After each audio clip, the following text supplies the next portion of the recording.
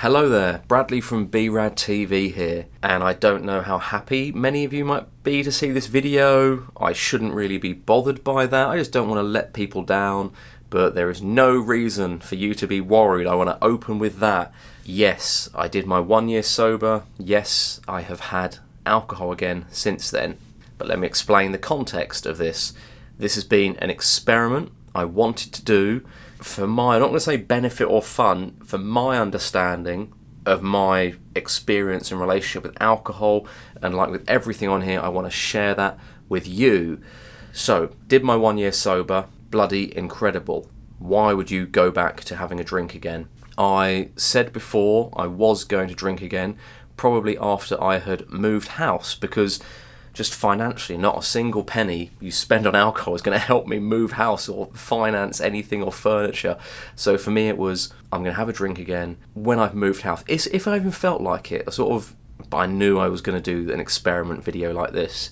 Once I've moved house, the logistics of moving house, the date kept getting pushed back, solicitor waiting on paperwork, waiting on this, like the owner's got to fill this out.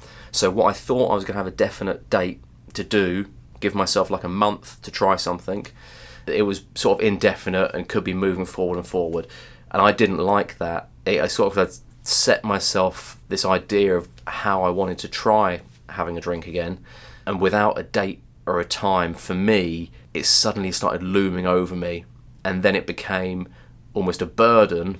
I want to get this done, I don't want this. That's so bizarre. It's not something that I was super excited to do. Like, I wasn't like happy thinking, wow, this thing that I took out of my life for a year, I'm gonna get to do it again. I used to have this all the time. I used to have such fun times with friends and do all this, blah. I can't wait to get.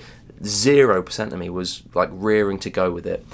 And in case you followed me on the channel, you know I got desperately sick at the beginning of January, like after my healthy year. I had a night where I didn't get asleep in a room. I think I mentioned this in the I Got Sick video, like 72 hours between like a full night's sleep in bed, and that knocked me for six. Afterwards I actually tried training and travelling and doing everything, totally shut me down. I had to call in sick. I couldn't work, couldn't eat, couldn't do anything. It was awful. I sort of recovered from that. It took me almost a month, and then it got into February, and say my birthday month, February, that's what I thought. I'll be fit by the end of January. I'll let myself drink in February, we can do it then. I can even celebrate my birthday with my family, with my girlfriend, whatever, have wine with dinner, whatever. And even going into February, I was still too sick. I thought, this would be stupid for me to do it now. So I waited maybe 10 days or something into February. It was almost like the middle of February where I felt fit enough to thought, right, I'm healthy enough now to have alcohol, I think, and it not hinder getting over this super bad sickness too much. I knew it would, and it definitely did. It's now the middle of March, so my month of drinking alcohol was pretty much the middle of Feb to the middle of March. With dates, I'm just going to be honest and say it was definitely over a month, because I had some time off work at the end that I wanted to use for this drink experiment. So I wasn't sort of like drinking around work, so I'm tiring myself out with work. The last thing I want to be doing is having alcohol that my body has to fight and filter. So I really wanted to do it on time off when I was like nowhere near having to exert myself for work. And say the gym, I didn't work out because I didn't want to put my body under pressure. So it'll be 2 months now before my gym video that I'm going to do next after this. So anyway, it was just over a month, but just say middle of Feb till middle of March, I gave myself to drink. And yeah, I think it really did affect my recovery and prolonged it. It should have taken me a week to get back to fighting fit, like where I am now, want to go to the gym. Instead it took me a month. I guess I was eating crap food as well, not every day, but I was treating myself to food as well. Right, that set the context. Let's get into it. So I knew I wanted to drink again, and I definitely wanted to do 100% dry January, which I did. Easy peasy, proud of myself, hooray, I did it, fantastic. Getting sick like in the middle there really made it easier, because I didn't even want to eat, drink, walk, watch TV, get out of bed, anything. So yeah, to be fair, being desperately sick, that made it much easier to do dry January. So anyway, I did that, and then we get to this date in February where I think, right, I'm going to do this. How do I want to do it? So my first drink in over a year, I got a couple of cans of beer, and well, I bought a 4-pack, but I took 2 cans out with me for a walk. along a river with some greenery. I had my music in, like I was just going to take a slow pace, see how it hit me. First can, first sip. It felt different to a non-alcoholic beer, but compared to a couple of the good ones I had, it didn't even compare to non-alcoholic Guinness.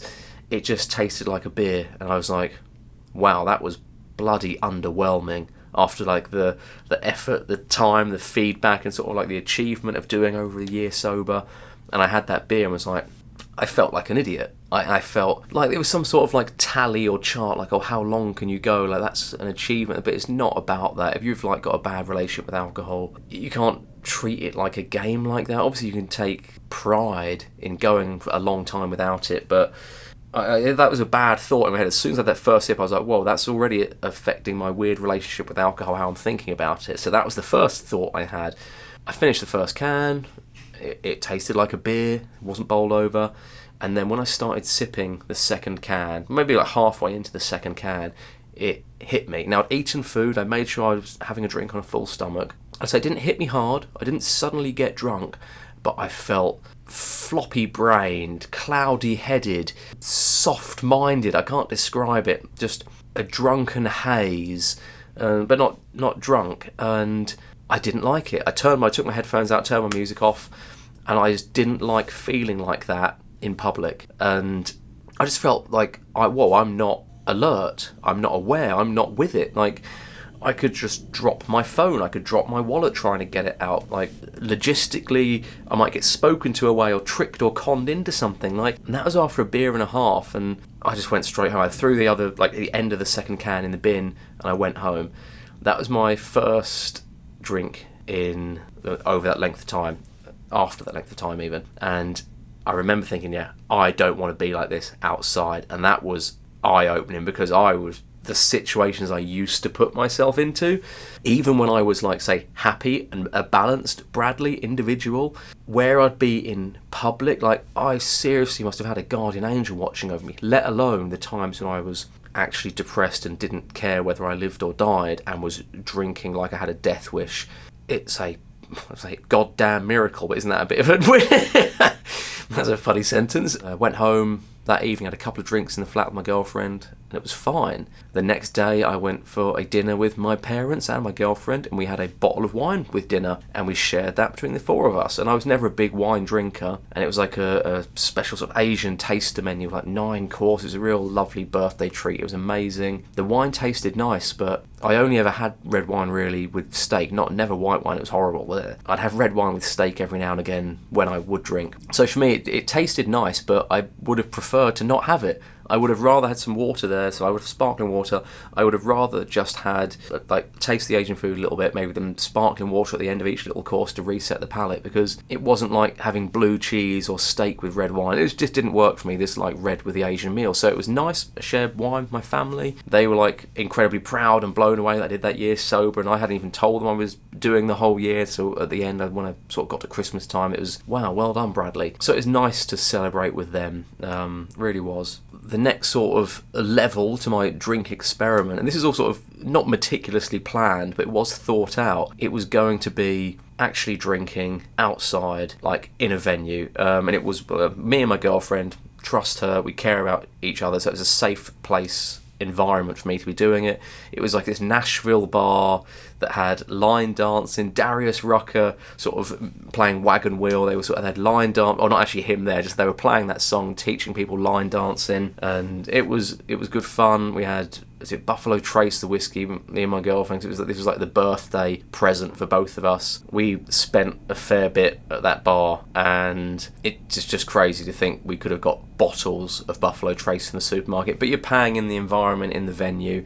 But both of us commented on that the next day, like just the amount of money that we spent. And we got a chicken and chips on the way home. Like, we weren't drunk falling over with chicken skin and bones coming off everywhere, but we got like dirty cheap food for like the train ride home. We were at home in bed before midnight. Nothing bad happened. The environment it was in, it wasn't like a heavy rock concert. It was like a mature crowd. It wasn't like young troublemakers. It wasn't a nightclub. It had like a good Really good vibe there, and I'd recommend it. I wish I remember the name now. Little Nashville, little something like that. If you Google it and look up London Nashville line dance bar, I'm sure you'll find it. Brilliant night out. I highly recommend. Then here we go there. I'm sort of, is that promoting drink there, saying brilliant night out? I don't know. You could do it without drinking. It was great music. They had a food thing beforehand if you wanted to get like some cool Nashville food. Yeah, so that was the next level, and I wanted to put myself into these different situations and see how it all went down. And now the next one was the one I was terrified of. I wasn't ready for it. I didn't want to do it. I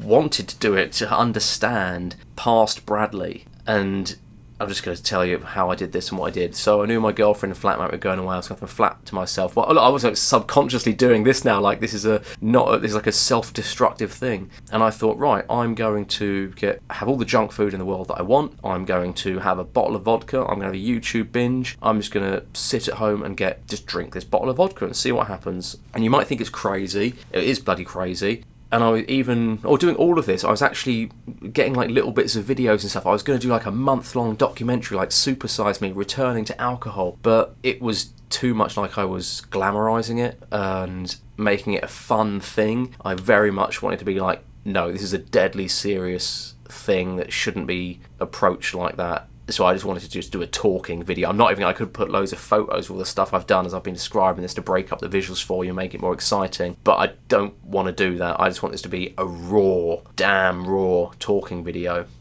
So anyway, there I was, going to be at home alone. So I even had my camera to like document the process a little bit, and I was keeping notes on my laptop, which say all the journals I did last year, my sober stuff that I'm going to write up and put together. Another reason I wanted to do this experiment is so the conclusion of this book, I wanted to be able to have this as like a measure and a comparison.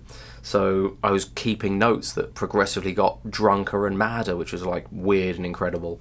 So anyway, I had this bottle of vodka in the flat. I start drinking actually after midday, like it hits 12:05, and I said, right, okay, I'll start drinking now. And sometimes, would I finish it before midnight in the I don't even know. I was just drunk, I didn't care in the past, I wouldn't have kept track of it. I pretty much finished the whole bottle of vodka. There was like a smidgen left in there.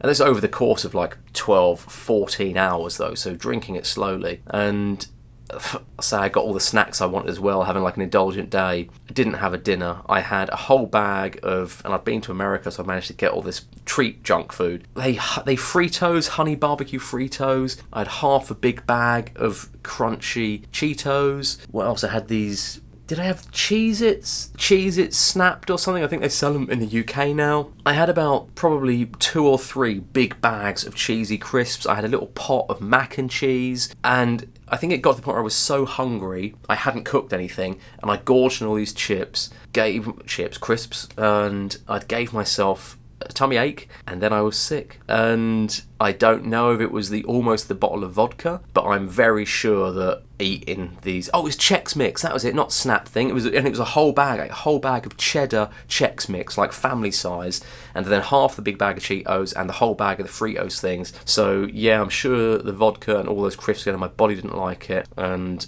that was vile. I was literally sick, had to go to the toilet and throw up, and it's like, what the hell? And I was so sort of like, not drunk or drunk. I can remember it clearly. I had to then clean the bathroom because there was splashback on the toilet seat. So actually I bleached the bathroom, even the floor. It wasn't really sick on the floor, but I just bleached everything, made it spotless. And that made me feel even more nauseous, the strength of that bleach after all the Cheeto smell and all of that. Yeah, I was like slowly then I just had like 1 billion pieces of chewing gum, and I tried sipping some water and just sitting upright for a bit watching something. I was going to go brush my teeth, but I just wanted to like sit there and whatever, and I fell asleep. And then I woke up like 5 hours later, sat upright, feeling like utter shit. So that was my real treat night to Bradley. After a year and a bit sober, I let myself do anything I wanted, and I got all the great crisps, and I got a bottle of vodka, and I sat there watching all these YouTube music videos, clips of films. Oh yeah, what a great night I had. Ended on my head in the toilet, cleaning up sick, and then not getting a proper sleep, sat upright. Absolutely bonkers. And that would have been a week. I think it took me like a week of drinking maybe to get from the first initial thing, I don't like that. But then that was outside. I knew, even when the vodka sort of hit me when I started drinking that bottle of vodka, I knew like there was no risk of me going out or trying to go on an adventure. I was like, wow, I'm bloody glad I'm in my flat with the door locked. And it's so bizarre that even in that sort of the tipsy merry state and then getting too drunk, that was still in my head, was like, I don't want to be outside in this sort of condition. I guess the Nashville night, I'm with my girlfriend, we're having sugary like Coke with whiskey, we had a few snacks, we had a big dinner before, we're like drinking slowly over the course of an evening, have some food, go home. So that's like, and we were together and it wasn't travelling too far or going anywhere dangerous, that was okay. But for me on my own, never ever want to feel like that outside. I didn't drink for a few days after that. Shock, horror. I've got to have a sip of this naughty Monster Energy drink. If you watch my other video going to the gym, having an American full fat one here as a treat for coming back to Florida and getting back in the gym. So good few days off drinking after that. And then I travelled around the world, so I wanted to have a drink when I was away, see how it felt. I watched the sunset in the Caribbean, had a couple of beers, but I don't want to say that and glamorise it in any way. I've done that, did that for a year and a bit without drinking. You don't need a beer to do that. The sunset is still as beautiful, like without alcohol. If anything, it's more beautiful because you're alert and aware of your senses. Then I came to America a couple of times. I had a beer in a bar. It was nice. It was just sort of like, I'm doing this, I'm having an American beer in a bar. And the last drink that I had is actually going to have been now a Pabst Blue Ribbon in Florida. And yeah, not drinking again now, like sober. Not just saying I'm not drinking again and then I'm going to jump back on it. I'm sober again now. I function so well. I saved money. I'll say I had money to spend on other things. There's so much more I want to do, so we'll wrap this up at the end, but that's my last drink. It'll be out in America, and so I don't even want to say that and romanticize it like I made a nice thing, like wow, this is a great thing I've done, having my finale drink here. No, because then you'd keep trying to up it. I think you'd think, oh, I'll have one last night, one last big binge, one last thing. No. When I mentioned I had some time off and I almost extended the month because I had some time off work, that is where it really alerted me to how quick you can go back to bad habits. So I wasn't trading, I had to say like good few days off work, and I was just trying different beers. I tried making a cocktail. I tried the vodka thing again. You think, wow, he learned his lesson. And it was almost like I passed Bradley, or like I was telling myself, like, yeah, you just messed up. You ate all those crisps. You used to enjoy drinking loads of vodka and watching music and, I don't know.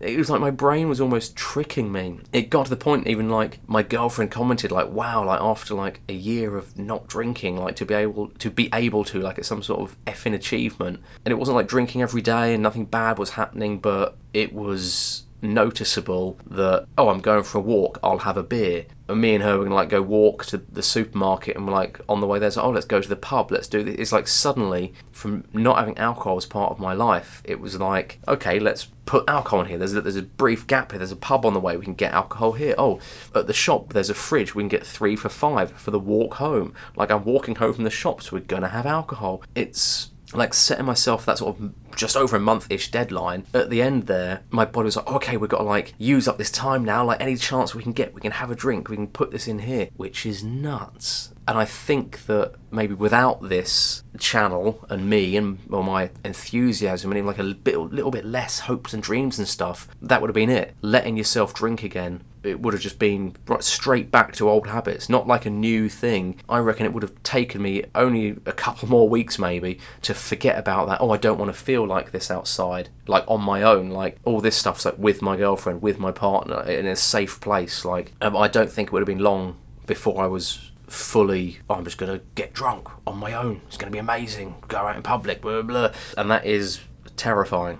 Very, very terrifying. So, well, thank you guys for being there, supporting me in my journey last year, my development through my whole sort of now mid-adult life, from young adult to mid-adult man. Not so holding me accountable, but it's a nice mirror and reflection and sounding board. So thank you so much for being there and all the support.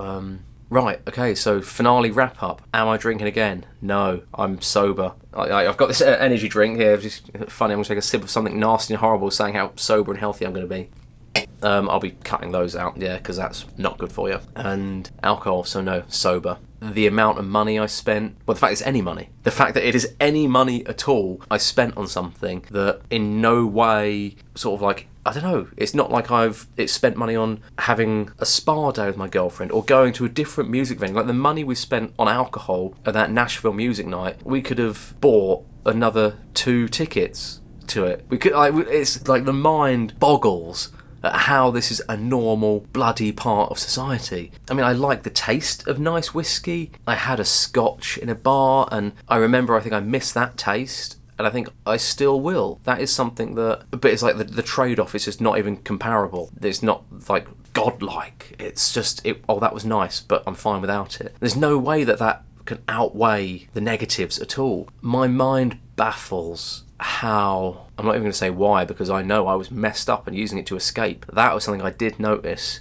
especially at a busy time we're trying to sort out this house move. It was like almost bad for my relationship with my girlfriend, because I work weird shifts and weird days. So she works hard Monday to Friday. She'd come home and I'd be sat there in my pants, already half cut, having a drink, playing PlayStation. And then she wants like emotional support with all the house move stuff. And like, yeah, I'm not totally drunk, but I'm a bit cloudy headed and not present, and like all I got to do is just show up. I just show up and be there. I don't need to do anything magical. I cooked her dinner a lot, and we cook each other dinner. I'm not saying I'm some sort of saviour boyfriend or anything, but all you got to do for your partner is just show up. And even if you're physically there, my mind, if that's not there completely, it's not showing up. So yeah, actually, if it had gone on longer, it would have got worse. But I mean, at that point, she was aware of what I was doing, but it was very clear by the end. She was like, wow, this is worrying to think that I used to be like that. So that's another good thing about not drinking.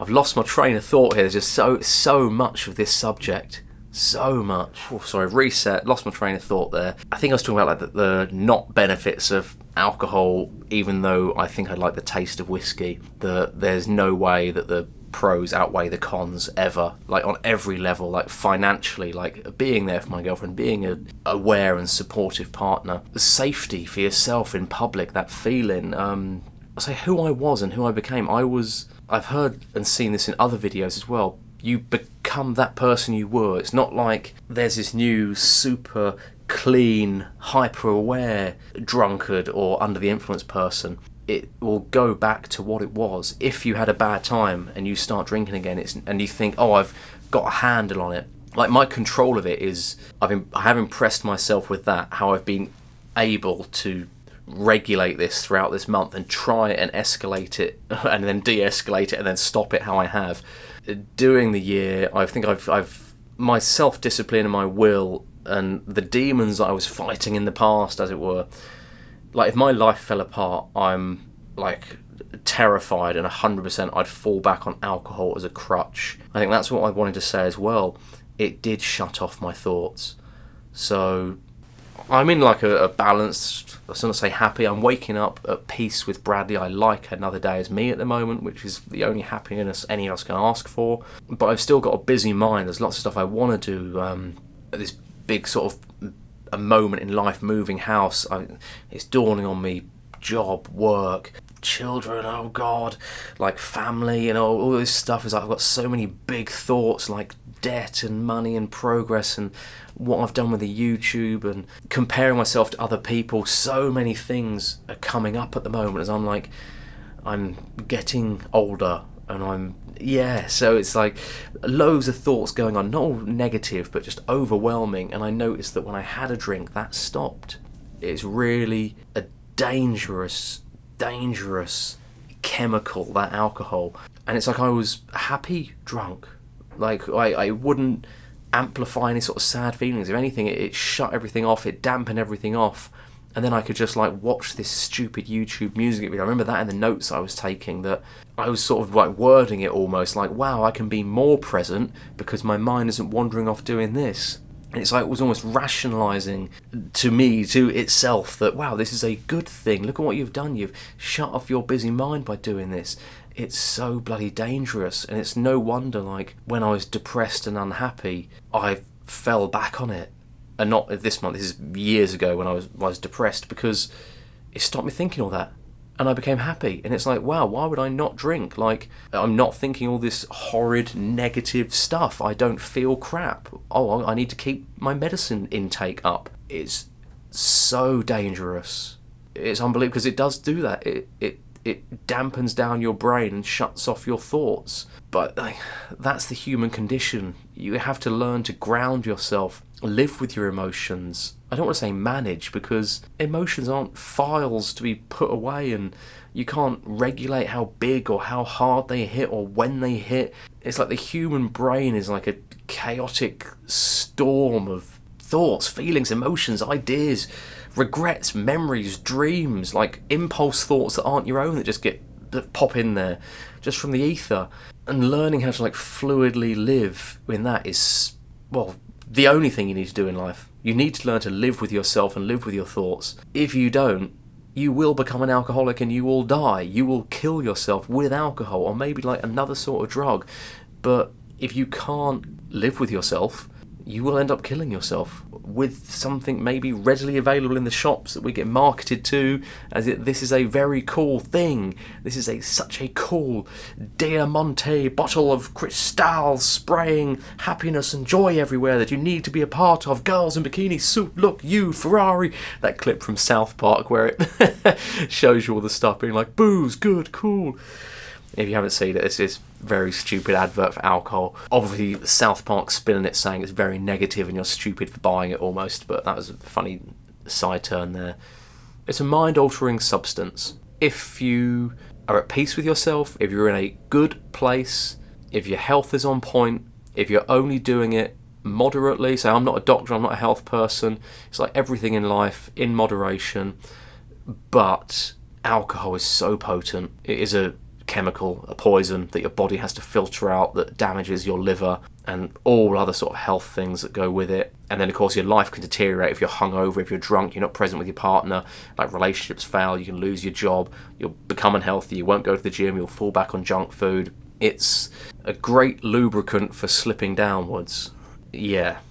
But I mean, say if you're a grounded individual and you can have it as part of your life, then all the power to you. For me, my final point of view on it, it's the ultimate brain inebriator, the brain shutter downer, I don't want to say the ultimate indulgence, because that makes it sound like a really great thing that is a treat. Well, I guess if you like the taste of certain things and it has calories and it dampens your brain down, no, that's not a treat. I mean, no, like a nice whiskey would be a treat for me, and then if I'm sort of light-headed, cosy with my girlfriend, like, and we're being merry and stupid just a little bit, and then we're healthy and don't drink and don't do that every day, I can't see how that would be a terribly bad thing in this hectic, busy life we lead. But I simply cannot afford, with the time I have on this world at the moment, not to say just with my life in general, not saying any sort of doom thing there, I can't let my brain be dampened down.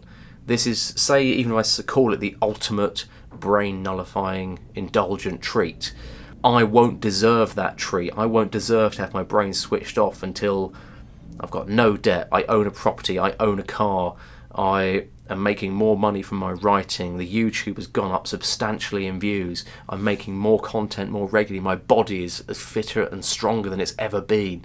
Like, there's so much in place that you can't afford, not just financially, you can't afford to put this poison in your body. You can't afford to dampen your brain or your emotions down. You need to be grounded, present. You've got a lot going on and you need to deal with it, and you need to fight right now in life. You need to work hard and fight.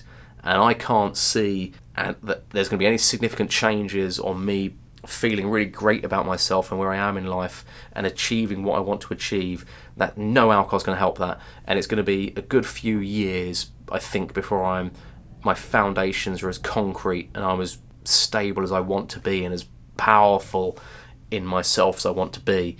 So that's why I'm just saying I am sober now. Maybe 5 years down the line, my life's completely changed, I'm a different person, but I'm not setting any sort of YouTube deadline. I'm doing a silly video, I'm doing this, or I'm allowed to drink on my birthday, or if my dad's there with a nice scotch. No, I don't drink. I can't afford it. I'm not going to say financially, say spiritually, emotionally, and with my work and life dedication to what I want to create and be and become, and just the solid foundation I want for myself.